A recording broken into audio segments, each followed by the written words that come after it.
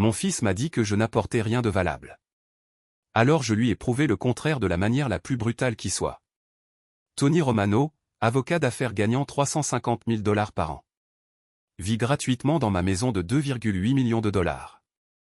Conduit une BMW. Porte des costumes à 1000 $, le tout financé par l'argent que j'ai gagné en travaillant 16 heures par jour pendant 45 ans.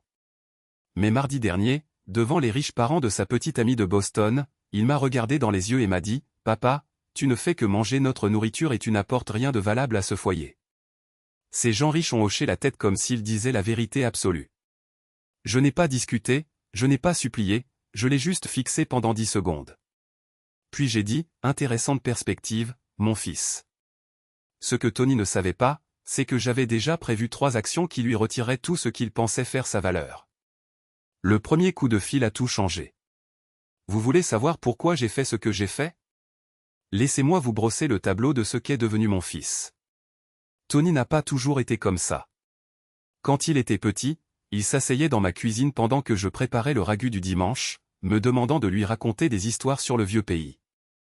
Il s'entraînait à rouler des gnocchis avec ses petites mains, de la farine partout, riant quand je lui parlais italien. Cet enfant est mort quelque part en route pour la faculté de droit. Le premier signe fut le changement de nom. Pas légalement, il est toujours Antonio Gep Romano sur le papier. Mais professionnellement, Tony Roman, propre, américain, oubliable. C'est plus facile à prononcer pour les clients, papa. Plus facile à cacher, tu veux dire? Puis vint l'épuration photographique. Nos photos de famille, le mariage de mes parents à Naples, son baptême à Saint-Pierre-et-Paul, les dîners de fête avec les cousins, tout a disparu du salon, remplacé par de l'art générique de chez West Elm. 47 ans d'histoire familiale effacée. La maison doit avoir l'air plus contemporaine pour les visites des collègues de Betty.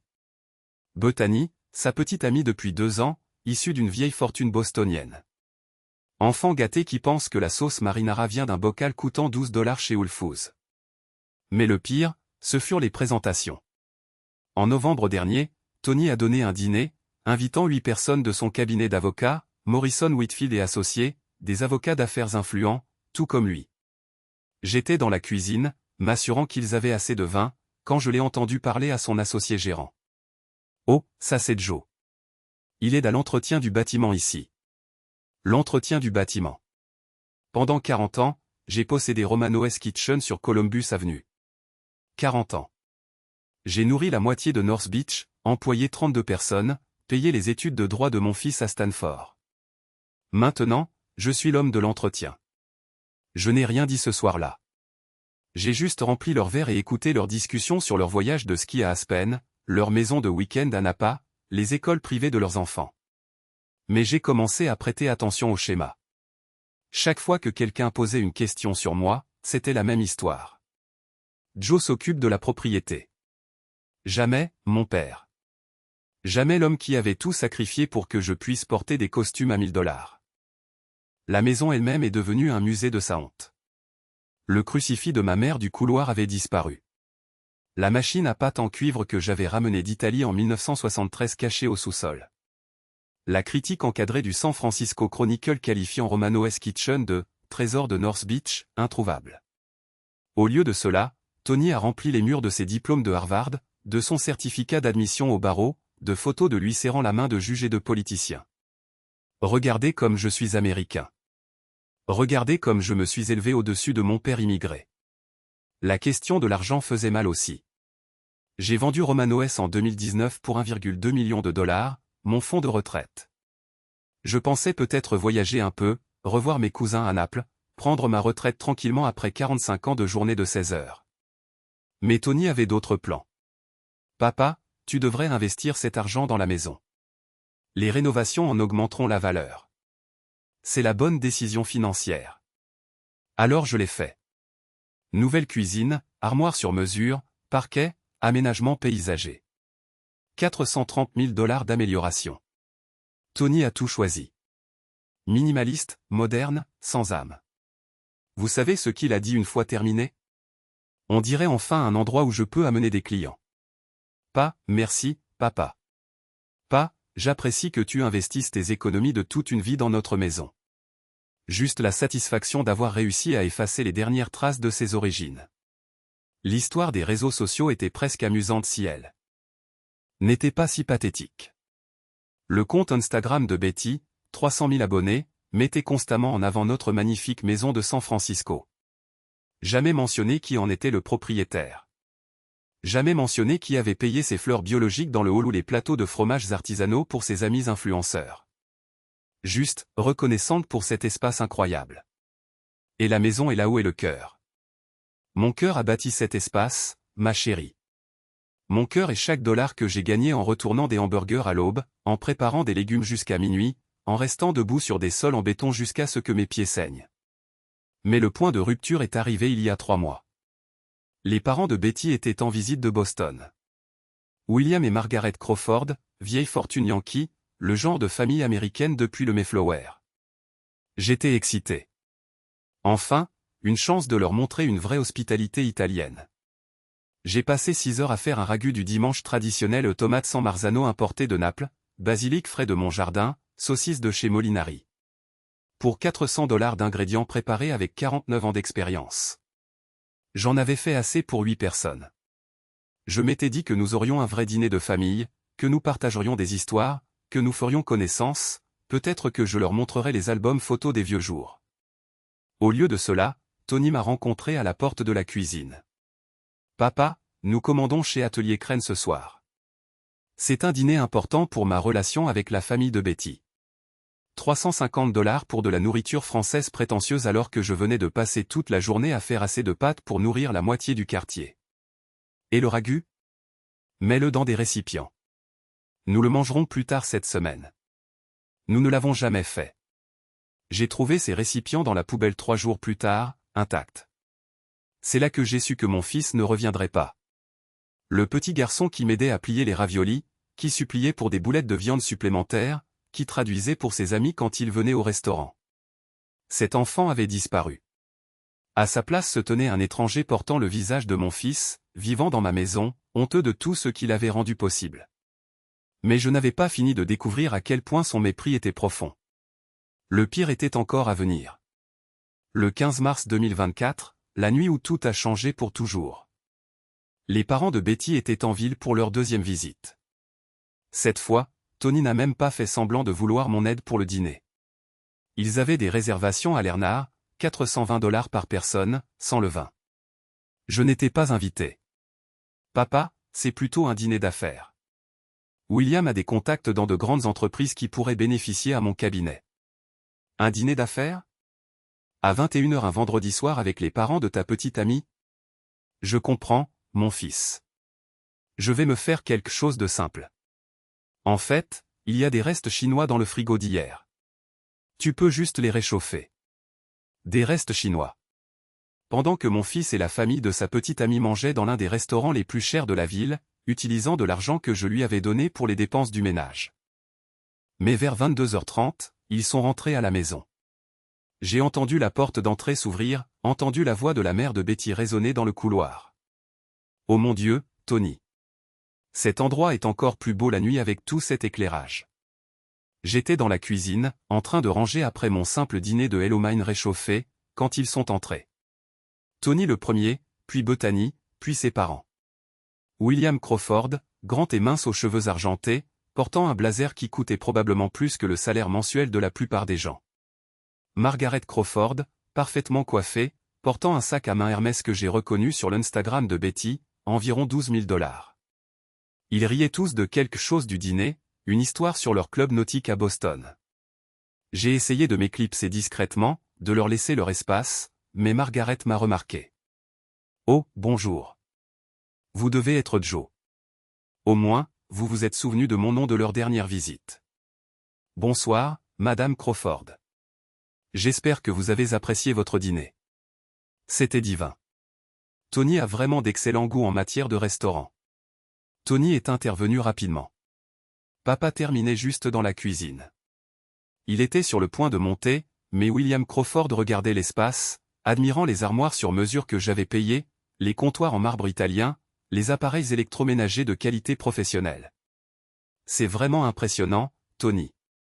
Les travaux de rénovation sont de premier ordre.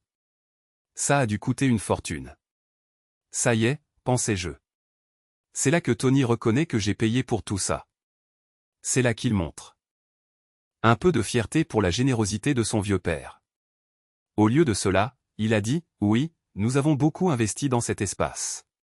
Ça l'a vraiment transformé par rapport à ce qu'il était. Nous avons investi. Margaret ouvrait le réfrigérateur, cherchant de l'eau gazeuse. Elle a trouvé les récipients des restes de pâtes que j'avais fait plus tôt dans la semaine. La bonne cuisine, des papardelles maison avec une sauce bolognaise qui demande 8 heures de préparation pour être parfaite. Oh là là, quelqu'un a cuisiné. Ça a l'air délicieux. Avant que Tony ne puisse m'arrêter, j'ai dit, je l'ai fait mardi. Recette traditionnelle de la famille de ma mère à Naples. Voulez-vous en essayer? Je pourrais le réchauffer. Le regard que Tony m'a lancé aurait pu geler la baie de San Francisco. Papa, ils viennent de dîner à l'Ernard. Je suis sûr qu'ils sont assez pleins, mais Margaret semblait sincèrement intéressée. En fait, j'adorerais essayer une petite portion. J'essaie d'en apprendre davantage sur la cuisine italienne authentique. J'ai commencé à me diriger vers la cuisinière, excité de partager quelque chose de vrai avec ces gens. Quelque chose qui venait de mon cœur plutôt que d'une addition de restaurant. Papa. La voix de Tony était vive. Définitive. Ils n'ont pas besoin que tu cuisines pour eux. Tu en as assez fait. Assez fait. Comme si nourrir les gens était un fardeau. Comme si l'hospitalité était une gêne. Mais je me suis arrêté, je me suis retourné, j'ai fait face à mon fils et aux parents de sa petite amie dans la cuisine que j'avais payée pour rénover, entouré des appareils que j'avais achetés, debout sur les sols que j'avais installés. C'est alors que William Crawford a posé la question qui a tout détruit. Alors Joe, quel est ton rôle ici exactement? Es-tu l'associé de Tony? Le silence s'est étiré à l'infini. C'était le moment de Tony, sa chance de dire « c'est mon père ». Sa chance de montrer une once de respect pour l'homme qui avait rendu toute sa vie possible. Au lieu de cela, Tony a regardé son futur beau-père dans les yeux et a dit « Joe vit ici, mais honnêtement, il ne fait que manger notre nourriture et n'apporte rien de valable au foyer ». Le silence qui a suivi fut assourdissant. Le visage de Margaret Crawford est devenu pâle. William s'est raclé la gorge avec gêne. Bethany a fixé le sol. Et moi? Je suis resté là pendant exactement 10 secondes, assimilant ce que je venais d'entendre. Mon fils, le garçon pour qui je m'étais échiné au travail, l'enfant pour qui j'avais sacrifié ma santé, ma vie sociale, mes relations avec ma famille élargie, le gamin que j'avais envoyé dans les écoles les plus chères de Californie.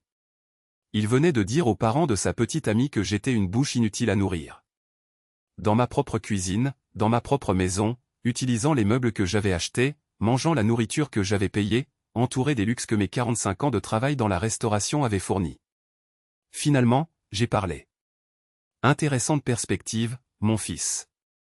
Ma voix était calme, posée. Mais quelque chose avait changé dans cette pièce, et tout le monde le sentait. Tony a essayé de se rétracter. Papa, je ne voulais pas dire, non, non. Tu as dit exactement ce que tu voulais dire. J'ai regardé William et Margaret Crawford. Ces gens que mon fils était si désespéré d'impressionner. Passez une bonne soirée, mes chers. J'ai des coups de fil à passer. Je suis monté à ma chambre, j'ai fermé la porte et je me suis assis à mon bureau. Puis j'ai ouvert mon ordinateur portable et j'ai commencé à passer les 3 coups de fil les plus importants de ma vie. À Naples, à mon avocat et à mon agent immobilier. Au matin, le monde de mon fils ingrat allait commencer à s'écrouler. Samedi 16 mars, 6 heures précises. J'étais déjà habillé et assis à ma table de cuisine quand Tony est descendu en trébuchant, toujours en pyjama, à la recherche de café. Bethany et ses parents étaient partis la veille au soir, écourtant leur visite après cette conversation au dîner. C'est amusant de voir la vitesse à laquelle les gens fuient lorsqu'ils sont témoins d'un véritable dysfonctionnement familial. Papa, à propos d'hier soir. Le café est frais, dis-je sans lever les yeux de mon journal. Je l'ai fait il y a 20 minutes. Il se versa une tasse, y ajouta son lait d'avoine bio qui coûte 8 $ le demi-gallon, et s'assit en face de moi comme si nous allions avoir une conversation à cœur ouvert. Je pense que nous devrions parler de ce qui s'est passé. Rien ne s'est passé, fiston. Tu as dit la vérité. Je respecte l'honnêteté. Cela le désarçonna. Il s'attendait à une dispute. Des larmes, peut-être une sorte de scène émotionnelle qu'il aurait pu écarter comme étant un papa qui dramatise. Au lieu de cela, je pliai mon journal, terminai mon café et me levai. J'ai des courses à faire aujourd'hui. Ne m'attends pas pour le dîner. Mon premier arrêt fut à la haie. Heritage Bank, sur Montgomery Street. Ma conseillère, Patricia Williams, s'occupait de mon argent depuis 12 ans. Une femme professionnelle. Elle m'avait toujours traité avec respect. Elle se souvenait de détails sur ma famille. Monsieur Romano, ravi de vous voir. Comment puis-je vous aider aujourd'hui? Je dois savoir exactement ce que vaut ma maison, Patricia. La valeur marchande actuelle. Elle consulta les dossiers sur son ordinateur. 2,8 millions, exactement comme je le pensais. Les valeurs immobilières à North Beach avaient explosé depuis que j'avais acheté l'endroit en 1985 pour 89 000 $. Envisagez-vous de vendre? Envisager? Oui. Si je vendais, à quelle vitesse la transaction pourrait-elle être conclue sur ce marché? Offre au comptant. Sans conditions suspensives. 30 jours, peut-être moins. J'acquiesçai et pris note mentalement. Arrêt suivant, le cabinet d'avocats spécialisé en immigration Chen et Associés, sur Bush Street. J'avais fait mes recherches en ligne et trouvé le meilleur cabinet de la ville pour les cas de regroupement familial. L'avocat, David Chen, la quarantaine, élégant, venait lui-même d'une famille d'immigrants. Il comprit la situation immédiatement quand je lui expliquai ce dont j'avais besoin. Vous voulez parrainer 4 membres de votre famille d'Italie. Vos cousins, avez-vous dit, Marco, Sofia, Jep Junior et Lucia Romano, âgés de 19 à 28 ans, tous célibataires, sans casier judiciaire, ayant fait des études supérieures ou étant encore à l'université. J'avais leur documentation et j'avais passé 3 heures au téléphone avec mon cousin Salvatore à Naples la veille au soir pour obtenir tous les détails, m'assurant que tout le monde était prêt à faire le déménagement. Monsieur Romano, cela va être coûteux.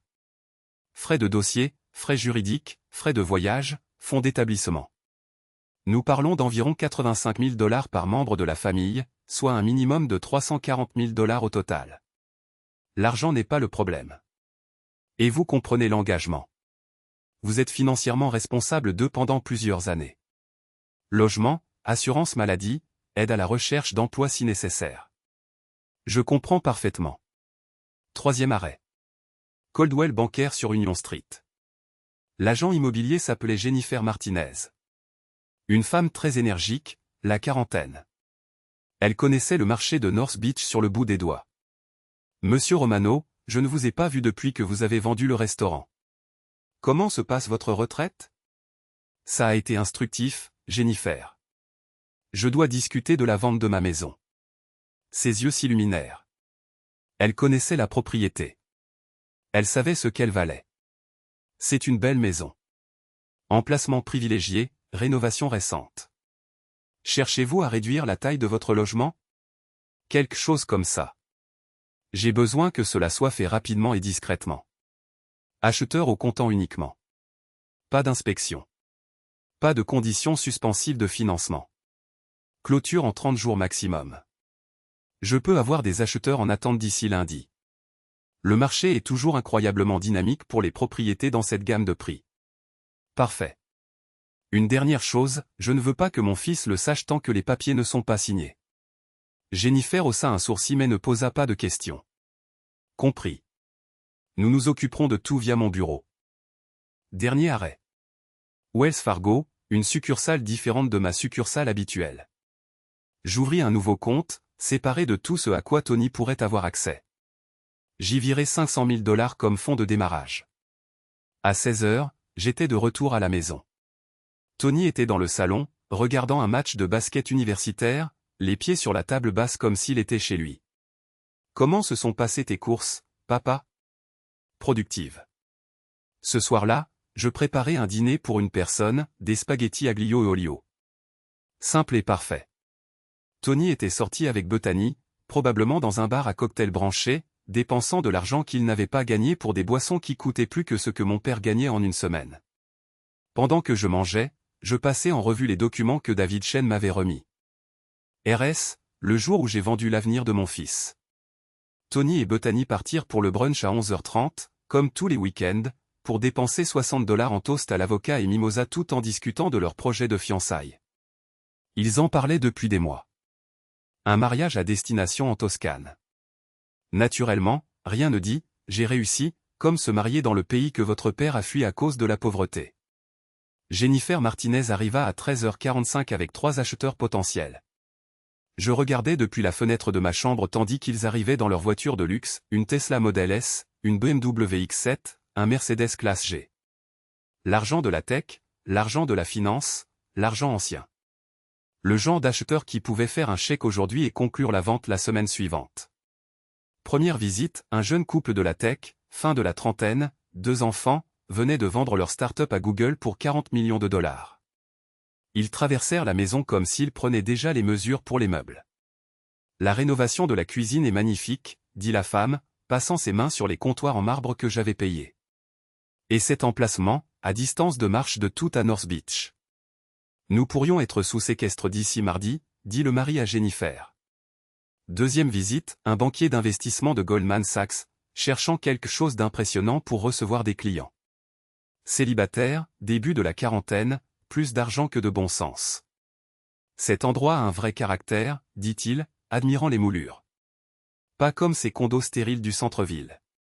Je ferai une offre au prix demandé, au comptant, sans inspection. Troisième visite, une famille avec des adolescents, déménageant de New York. Le père dirigeait un fonds spéculatif. La mère était une sorte de marchande d'art. Ils passèrent 20 minutes rien que dans le salon à parler de la perfection de l'endroit pour organiser des dîners. L'ancien propriétaire avait manifestement un excellent goût, dit la mère, si seulement elle savait que l'ancien propriétaire était debout à l'étage, écoutant chaque mot. À 16h15, les 3 visites étaient terminées. Jennifer me trouva dans la cuisine, pratiquement bourdonnante d'excitation. Monsieur Romano, je n'ai jamais vu ça. 3 offres au comptant, tout au prix demandé ou au-dessus. Le couple de la tech a offert 2,9 millions. Le banquier a offert 3 millions pile. La famille du fonds spéculatif a offert 2,85 millions, mais veut conclure en 2 semaines. J'y réfléchis pendant exactement 30 secondes. Je prendrai la famille du fonds spéculatif. 2 semaines, c'est mieux pour mon emploi du temps. Vous ne voulez pas y réfléchir? Y passer la nuit? Les autres offres sont plus élevées. L'argent n'est pas le but ici, Jennifer. Le timing est tout. Nous nous serrâmes la main. À 17h, j'avais signé un accord d'achat pour 2 850 000 $. Date de clôture, 2 avril 2024. Cette nuit-là, pendant que Tony était dans un bar à vin avec Bethany, je passais ma 2e série d'appels à Naples. Je parlais d'abord à Marco. Il travaillait comme chef dans un restaurant en dehors de Naples, gagnant à peine de quoi vivre, partageant un petit appartement avec 2 colocataires. Oncle Jep, tu es sérieux? Tu veux vraiment me parrainer pour que je vienne en Amérique? Très sérieux, Marco. J'ai besoin de ma famille autour de moi. Ma vraie famille. Ensuite, ce fut Sophia, qui étudiait les soins infirmiers mais avait du mal à payer ses études. Puis Jep Junior. Le fils de mon cousin Salvatore. Un enfant brillant étudiant l'ingénierie mais coincé dans un emploi à temps partiel sans avenir. Enfin, Lucia, la plus jeune, étudiante en art avec plus de talent que d'opportunités. 4 conversations, 4 offres qui changent la vie, 4 acceptations enthousiastes. Quand? Demanda Marco. Les visas devraient être approuvés d'ici juin. Tu pourrais être ici cet été. D'ici mercredi, David Chen avait déposé tous les documents d'immigration. Jeudi, je virai le premier acompte des frais juridiques, 68 000 $. Vendredi, je versai un acompte pour un studio dans le quartier de Sunset District. 600 pieds carrés, 1 800 $ par mois, parfait pour un homme de 70 ans qui n'avait pas besoin de beaucoup d'espace. Toute la semaine, Tony ne se douta de rien. Il était occupé par une grosse affaire au travail, à peine à la maison, sauf pour dormir et changer de vêtements. Quand il était là, il me traitait comme toujours, poli mais distant, comme si j'étais un meuble dont il avait hérité. Samedi matin, 23 mars. Jennifer appela avec une mise à jour. Les acheteurs sont prêts pour une dernière visite lundi matin. Tout est en bonne voie pour la clôture le 2 avril. Parfait. N'oubliez pas, mon fils ne sait pas encore. Votre secret est en sécurité avec moi. Cet après-midi-là, je commençais à faire mes valises. Pas tout, juste les choses importantes, les photos. De mes parents, mes récompenses de restaurant, la machine à pâte en cuivre, le crucifix de ma mère, les choses que Tony avait cachées, les choses dont il avait honte. Tout ce qui comptait pour moi tenait dans 3 cartons. Tout ce qui comptait pour lui était sur le point de disparaître à jamais. Mais d'abord, j'avais des membres de ma famille à accueillir en Amérique. Le vrai spectacle ne faisait que commencer. 15 juin 2024. Aéroport international de San Francisco, Terminal G. Je me tenais à la porte d'arrivée, tenant 4 pancartes avec des noms que Tony n'avait pas entendus depuis 15 ans, Marco Romano, Sofia Romano, Jep Romano Jr., Lucia Romano. Ma famille, ma vraie famille, les gens qui se souvenaient encore d'où ils venaient. Le premier à passer la douane fut Marco. 28 ans, bâti comme un boxeur, portant un simple sac de voyage et une caisse en bois que je savais contenir les outils à pâte de son arrière-grand-mère. Il me repéra immédiatement. Nous avions le même nez, la même mâchoire têtue. Oncle Jep. Il laissa tomber son sac et m'enlaça dans une étreinte qui faillit me fendre les côtes. Une émotion réelle, une gratitude sincère. Quand mon propre fils m'avait-il serré dans ses bras comme ça pour la dernière fois? Marco, bienvenue en Amérique. Je n'arrive toujours pas à croire que cela se produise. Il y a 3 mois, je faisais la vaisselle à Naples pour 8 € de l'heure. Maintenant tu vas montrer à San Francisco à quoi ressemble la vraie cuisine italienne. Sofia vint ensuite, 24 ans, portant des manuels de médecine et un chapelet qui avait appartenu à notre grand-mère. Elle pleura en me voyant. De vraies larmes de joie. Oncle, j'étudie l'anglais depuis 6 mois, mais je suis toujours nerveuse à propos de mon accent. Ton accent est magnifique. Ne laisse personne te dire le contraire. Jep Junior. Que tout le monde appelait Pépé Wyss, fut le 3e. 22 ans, diplômé en ingénierie de l'université de Naples, il parlait un anglais parfait avec un léger accent britannique à force de regarder trop de documentaires de la BBC. Oncle Joe, je t'ai apporté quelque chose. Il ouvrit son bagage à main et en sortit une photo encadrée. Mon père jeune homme, debout devant le restaurant familial original des Romano à Naples, en 1952. Je n'avais jamais vu cette photo auparavant. Nono Salvatore l'avait dans son grenier. Je pensais que tu devrais la voir. Mes mains tremblaient lorsque je pris le cadre. Mon père, mort il y a 23 ans maintenant, ressemblant exactement à Tony au même âge. La ressemblance était saisissante. Lucia fut la dernière, 19 ans, étudiante en art, portant un portfolio couvert d'autocollants de tous les musées d'Italie. Elle était timide mais déterminée, parlant un anglais soigné, avec ce bel accent chantant que j'avais toujours entendu.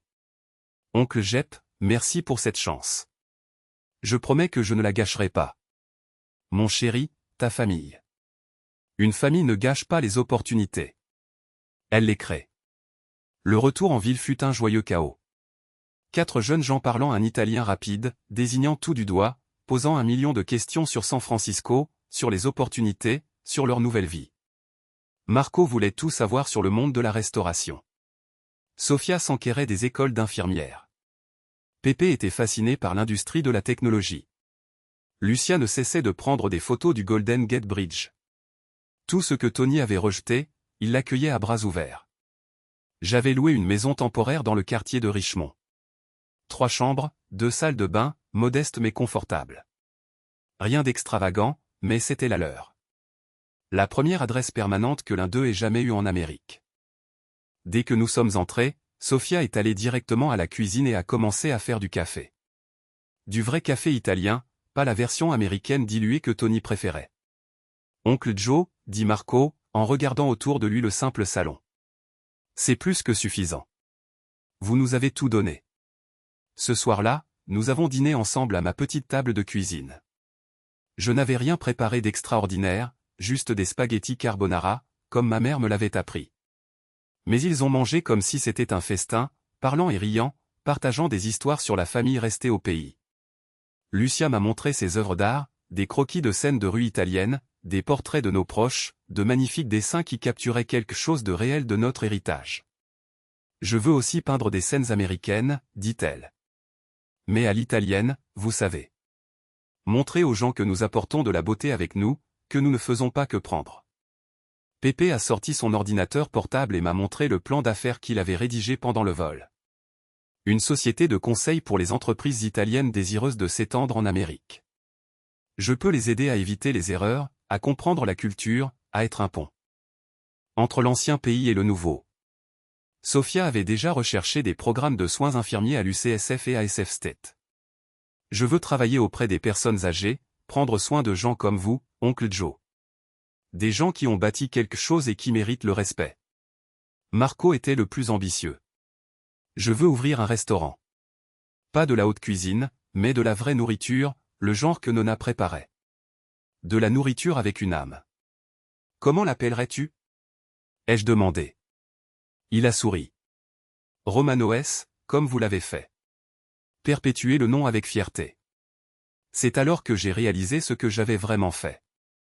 Je n'avais pas seulement fait venir 4 jeunes en Amérique. J'avais ramené à la vie l'héritage des Romano. Tout ce que Tony avait essayé d'effacer, il voulait le célébrer. Tout ce dont il avait honte, il le portait comme un insigne d'honneur. Le lendemain matin, j'ai entamé le processus de vente de la maison de Tony car il y avait quelque chose qu'il ne savait pas encore, quelque chose qui allait complètement détruire son monde si soigneusement construit. Ma nouvelle famille allait rencontrer mon ancienne, et une seule d'entre elles allait survivre à cette rencontre. Le 3 août 2024, le jour où le monde de Tony s'est effondré devant 40 témoins. Tony préparait cette fête de fiançailles depuis 3 mois. Les parents de Betty arrivaient de Boston. Ses associés venaient. La liste des invités se lisait comme un bottin mondain de la société de San Francisco, juges, politiciens, dirigeants de la technologie, familles de vieille fortune. L'occasion rêvait de montrer à tous à quel point il s'était élevé au-dessus de ses racines modestes. Il avait engagé des traiteurs d'Atelier Crène, le même restaurant où il avait emmené les parents de Betty ce soir-là en mars. 12 000 $ pour les amuse-gueules et le champagne. 8 000 $ supplémentaires pour des fleurs du fleuriste le plus exclusif de Pacific Heights. Ça va être l'événement de la saison, avait dit Bethany à ses abonnés Instagram. J'ai hâte de célébrer notre amour dans notre magnifique maison. Notre maison. Elle l'appelait toujours ainsi, même si elle n'avait jamais payé un sou pour le prêt immobilier. Je me suis tenu à l'écart pendant l'installation. J'ai regardé depuis la fenêtre de ma chambre les ouvriers transformer mon jardin en une sorte de fantaisie de garden party. Des tentes blanches, des guirlandes lumineuses, des meubles loués qui coûtaient plus cher par jour que le salaire hebdomadaire de la plupart des gens. Tony était en mode maniaque du contrôle, dirigeant chaque détail, s'assurant que tout était parfait pour ses grands débuts sociaux en tant qu'homme fiancé. Le bar va là, pas là. Je veux que tout le monde ait une vue dégagée sur le jardin en entrant. Êtes-vous sûr de ces fleurs? Elles doivent bien rendre sur les réseaux sociaux. Quelqu'un a-t-il bougé cette table? Tout doit être symétrique. Vers 18 h, les premiers invités ont commencé à arriver. Je reconnaissais la plupart d'entre eux, des gens qui étaient déjà venus à la maison. Des gens qui pensaient que j'étais le personnel de maison. William et Margaret Crawford sont arrivés dans leur Bentley de location, habillés comme s'ils assistaient à un dîner d'État. Tony s'est précipité pour les accueillir, tout sourire et d'une politesse exquise. William, Margaret, bon retour à San Francisco. Vous vous souvenez de notre maison? Bien sûr. Notre maison. La maison que j'avais achetée avec de la graisse de restaurant sous les ongles et de l'arthrite dans les mains après 40 ans passés debout sur des sols en béton. À 19 h 30, la fête battait son plein. 43 personnes déambulaient dans mon jardin, buvant du champagne qui coûtait plus cher la bouteille que ce que je gagnais en une journée, mangeant des amuse-gueules qu'ils ne pouvaient pas prononcer. J'entendais les conversations depuis ma fenêtre. Tony présentant Bethany à son associé gérant.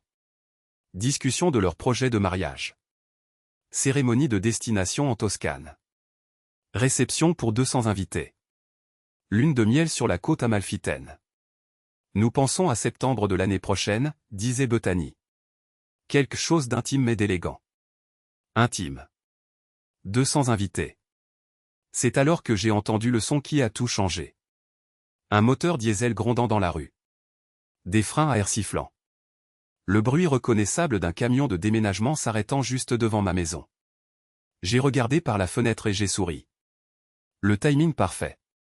Les conversations dans le jardin ont commencé à s'éteindre à mesure que les gens remarquaient le remue-ménage à l'avant. Par le portillon latéral, je pouvais voir les invités tendre le cou, essayant de comprendre ce qui se passait. Tony est apparu à la porte d'entrée, tenant toujours sa coupe de champagne, l'air confus et agacé. « Excusez-moi », a-t-il appelé l'équipe de déménageurs. « Il doit y avoir une erreur. Nous ne déménageons pas, le chef d'équipe, un grand gaillard non.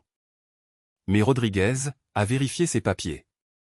C'est bien le 1247 Stockton Street, n'est-ce pas? Nous sommes là pour le déménagement des Romano. Oui, c'est Romano. Mais vous, Tony Romano? Oui, mais je ne comprends pas. Je n'ai engagé aucun déménageur. C'est alors que je suis sorti sur le porche. C'est moi. Tony s'est retourné, son visage pâlissant. Derrière lui, je pouvais voir ses invités commencer à se rassembler, attirés par le drame qui se déroulait devant la maison. Papa, qu'est-ce qui se passe? Rodriguez a jeté un coup d'œil entre nous, manifestement mal à l'aise. Monsieur, nous avons pour instruction d'emballer et de déménager tout ce qu'il y a dans la maison. Le règlement est demain matin, et les nouveaux propriétaires veulent faire une visite à midi. Règlement? La voix de Tony s'est brisée. Quel règlement? Je suis descendu les marches, me suis tenu face à face avec mon fils devant 43 témoins, y compris les parents de Betty, ses associés et la moitié de l'élite sociale de San Francisco. J'ai vendu la maison, mon fils. Le silence qui a suivi était assourdissant. La coupe de champagne de quelqu'un est tombée et s'est brisée.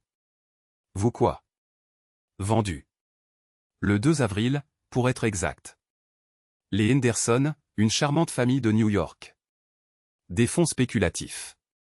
Ils en prendront possession demain. Le visage de Tony a traversé une série d'expressions, confusion, incrédulité, panique, rage. Derrière lui, je pouvais voir Bethany se couvrir la bouche des deux mains, sa parfaite fête de fiançailles s'effondrant en temps réel. Papa, c'est impossible. Tu ne peux pas vendre la maison sans me le dire. J'habite ici. Tu vis ici sans payer de loyer, ai-je corrigé. Grande différence. William Crawford s'est avancé, l'air d'avoir avalé quelque chose d'aigre. Jep, il y a sûrement un malentendu. Tony et Bethany sont fiancés. Ils planifient leur avenir. Leur avenir, ai-je répété. Intéressant. J'ai regardé toutes ces personnes, ces piliers de la société de San Francisco, ces juges, avocats et enfants gâtés de fonds fiduciaires qui mangeaient ma nourriture et buvaient mon vin depuis des années tout en me traitant comme leur domestique. Dites-moi, Monsieur Crawford, quel avenir exactement? Celui où mon fils continue de vivre de ma générosité tout en disant aux gens que je n'apporte rien de valable. Plus de silence. Quelques invités ont commencé à reculer, sentant que la situation allait s'aggraver.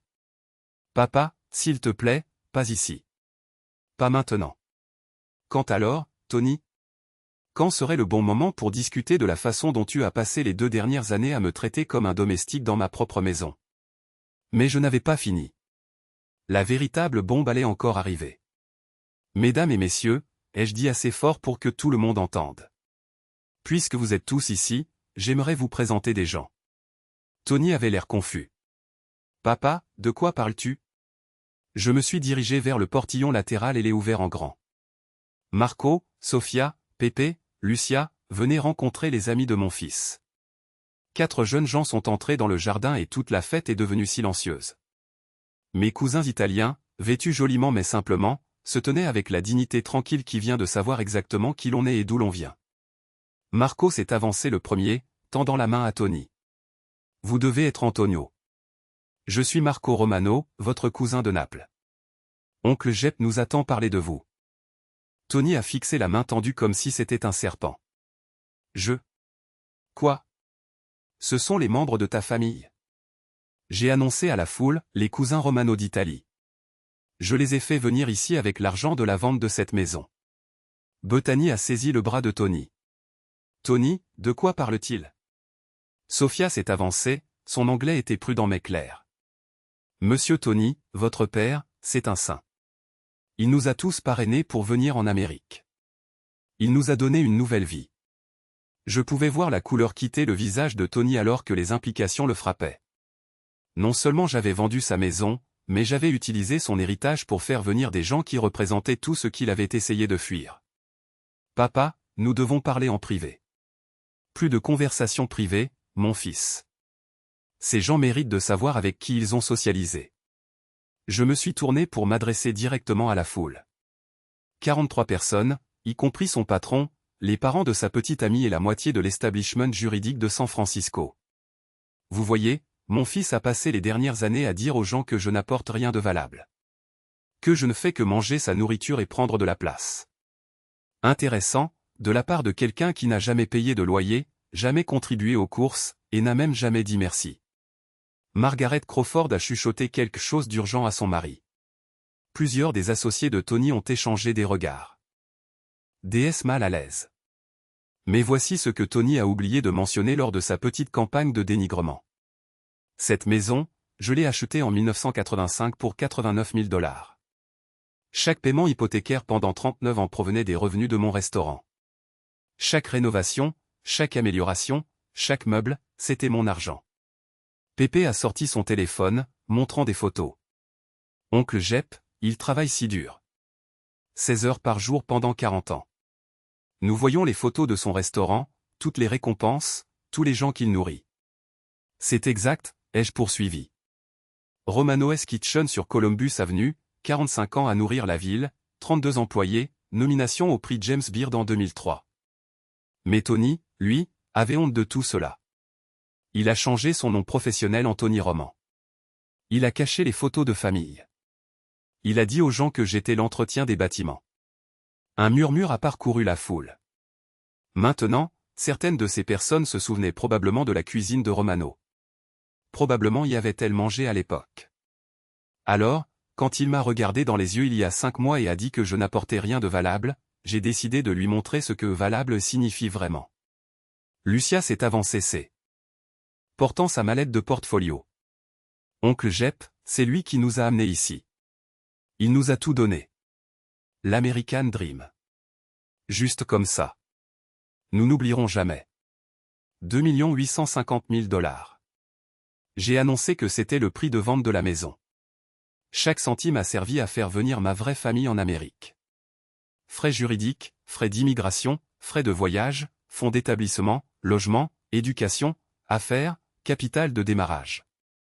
Tony a finalement trouvé sa voie. Papa, tu ne peux pas être sérieux. C'était mon héritage, mon avenir. Ton avenir? J'ai ri. Mon fils, tu as jeté ton avenir par la fenêtre au moment où tu as décidé d'avoir honte de l'homme qui t'a tout donné. William Crawford s'est avancé, le visage rouge. Jep, c'est hautement irrégulier. Tony avait des attentes raisonnables concernant la maison familiale. Monsieur Crawford, Marco l'a interrompu. Avec tout le respect que je vous dois, Antonio, il n'avait aucune attente. Oncle Jep ne doit rien à quiconque le traite avec irrespect. C'est insensé, dit Bethany, la voix tremblante. Tony, dis-leur que c'est une sorte de malentendu. Mais Tony ne pouvait pas parler. Il regardait ses cousins. Ces gens qui lui ressemblaient, qui avaient la voix de la grand-mère dont il se souvenait à peine, représentaient tout ce qu'il avait passé des années à fuir. En fait, dit Sophia, sortant quelques papiers. Nous avons quelque chose à montrer à tout le monde. Elle m'a tendu un dossier. À l'intérieur se trouvaient des photographies du restaurant familial Romano à Naples, remontant à 4 générations. Des photos de l'arrière-grand-père de Tony. Grand-père, des parents qu'il n'avait jamais pris la peine de connaître. C'est notre histoire de famille, ai-je dit, brandissant les photos. 4 générations d'hommes et de femmes Romano qui ont bâti quelque chose à partir de rien, qui étaient fiers de nourrir les gens, du travail acharné, de la loyauté familiale. J'ai regardé Tony directement. Ton arrière-grand-père a commencé avec une charrette à Naples. Ton grand-père a ouvert un vrai restaurant. J'ai apporté le nom en Amérique et l'ai rendu assez prospère pour te payer des études à Stanford et à Harvard Law. Et maintenant, a ajouté Marco, nous continuons la tradition. J'ouvre un nouveau restaurant Romano à North Beach. Sophia commence l'école d'infirmière. Pépé a une entreprise de conseil. Lucia est inscrite à l'Institut d'art.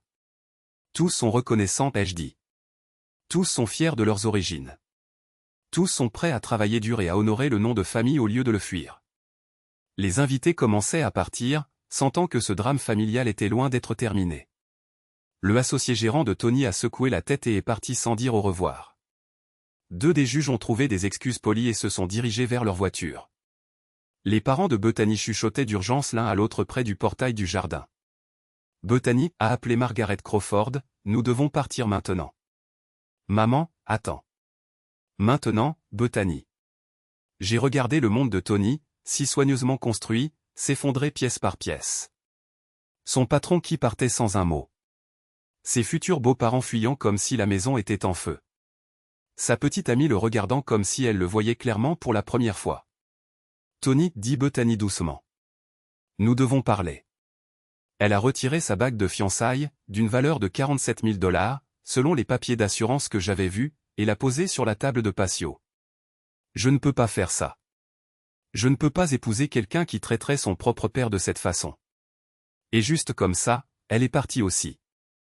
Tony est resté seul dans son costume coûteux, entouré des ruines de sa F.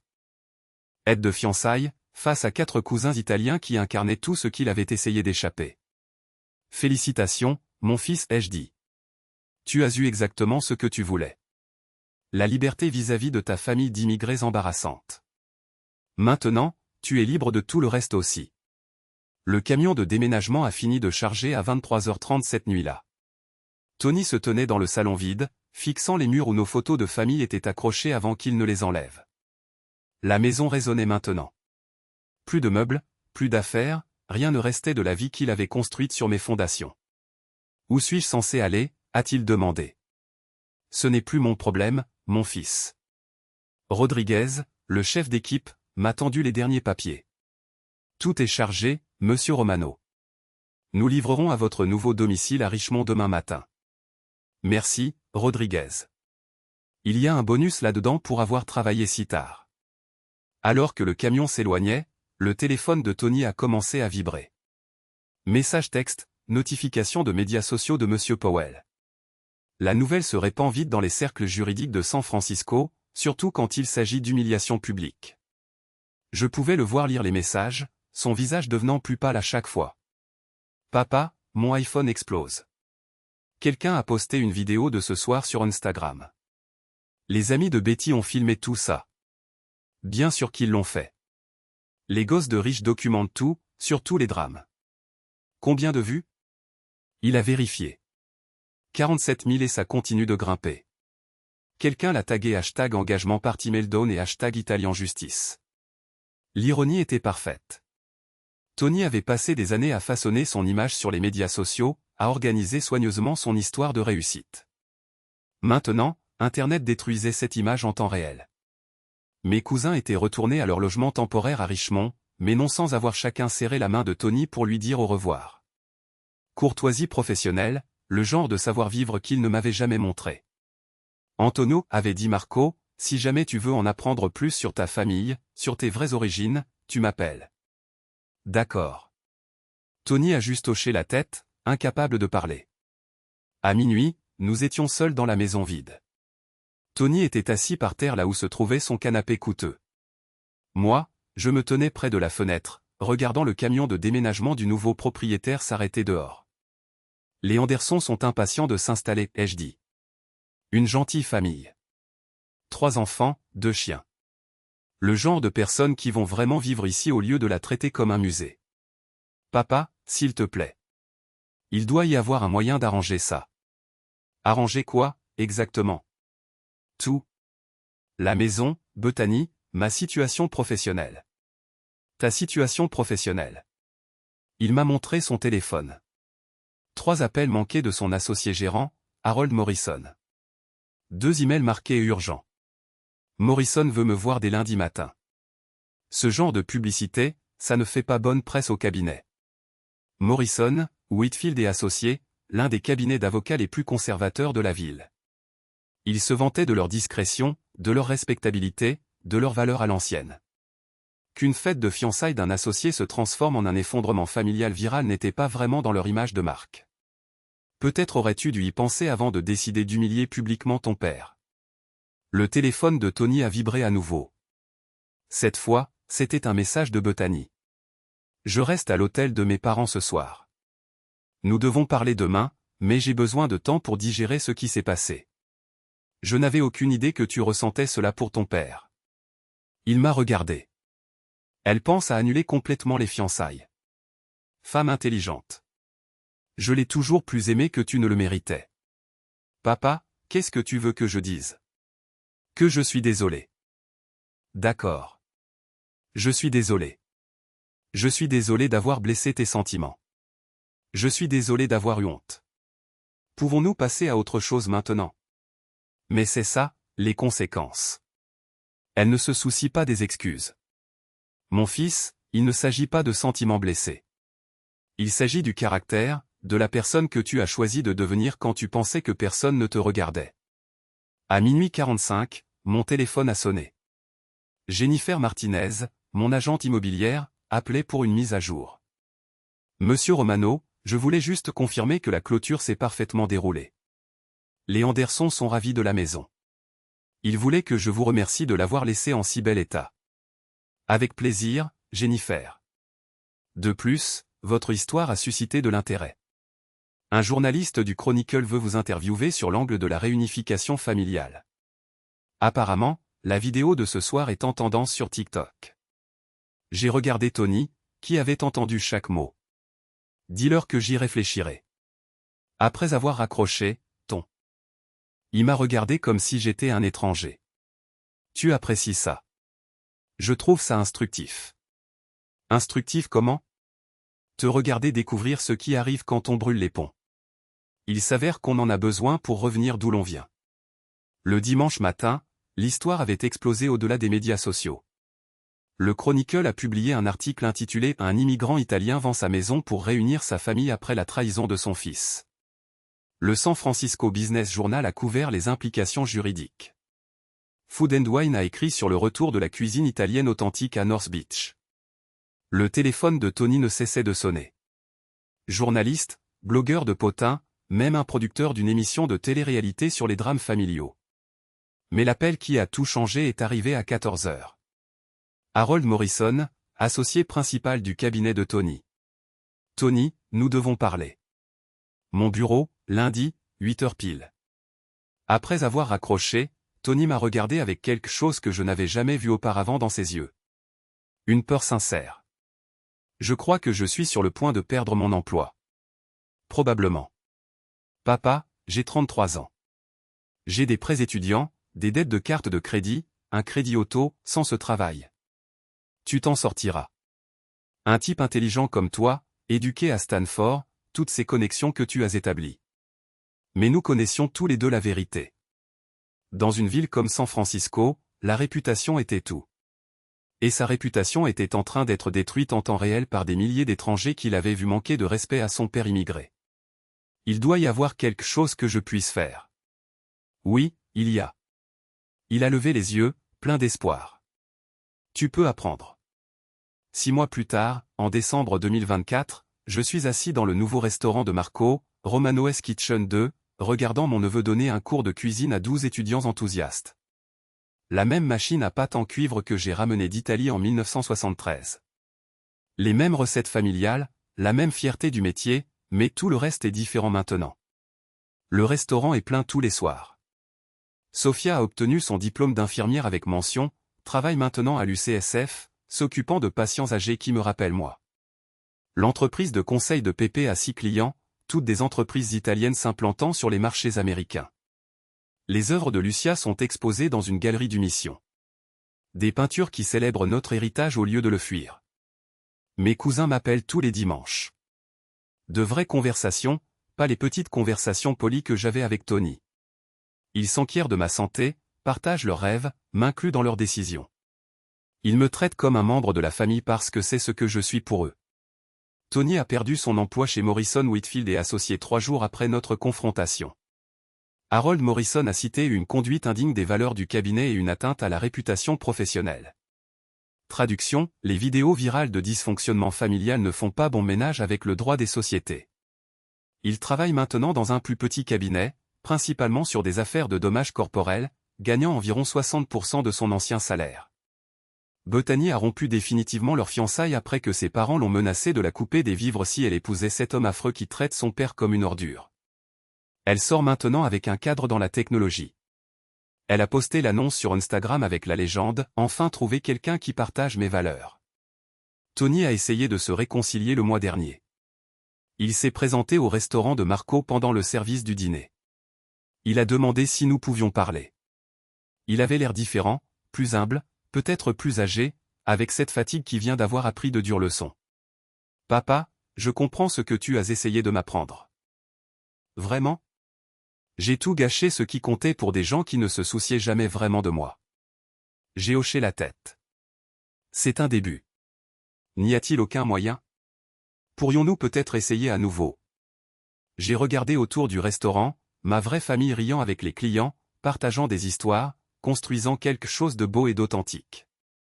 Puis j'ai regardé mon fils, cet étranger qui se trouvait à partager mon sang. Tony, tu es toujours le bienvenu au dîner du dimanche, mais tu viens tel que tu es, pas en tant que Tony Roman. Tu viens prêt à te souvenir d'où tu viens, et si tu ne peux pas faire ça, alors tu restes perdu. Il est parti sans rien commander.